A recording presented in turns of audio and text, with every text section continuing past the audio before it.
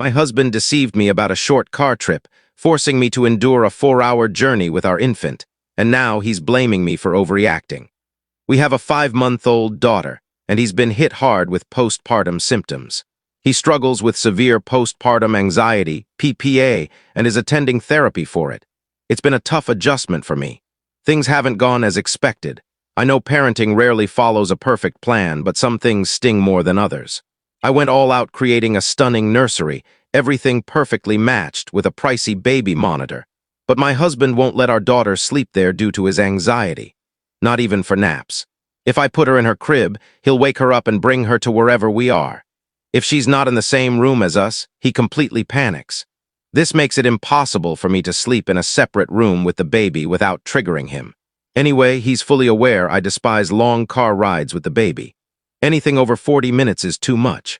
She hates the car, screaming unless I'm right next to her, and honestly, I don't want to sit in the back seat. I get motion sickness, feel frustrated, and unsafe due to past accident trauma. Plus, the backseat feels confining since you can't open the back door without the front door being opened, so I'm stuck until he lets me out. I just don't like it, and he knows this. Everything we need, stores, family, is within a 30-minute drive.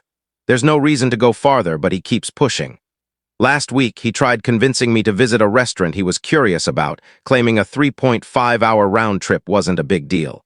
No way. Well, yesterday, he asked if I wanted to get out and take a drive to check out a truck.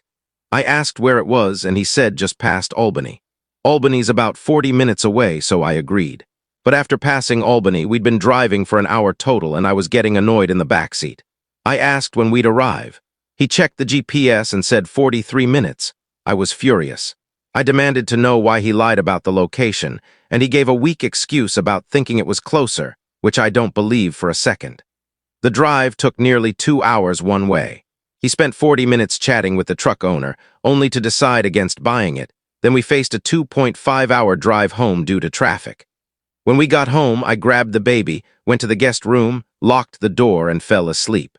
It was 8 p.m. I hadn't eaten, but I was too angry to care. The baby screamed the entire way home. When he realized the door was locked, he started his anxious pacing, saying I was overreacting. He kept saying, "Don't do this to me," and sent me a bunch of texts. When I woke up, I nearly tripped over him because he'd fallen asleep against the door. He called me cruel for locking him out, knowing his anxiety, and said I was being overly dramatic about an uncomfortable car ride. For the record, he knew I'd have refused if he'd told me the real distance. His anxiety about being away from the baby for that long is intense. He even switched to remote work to stay close to her. As I mentioned, he's in therapy but refuses medication and doesn't follow the therapist's advice for managing his anxiety, claiming he can't. When I explain how his anxiety disrupts my peace and the baby's, he reminds me of our vows, in sickness and health. He insists it won't always be like this.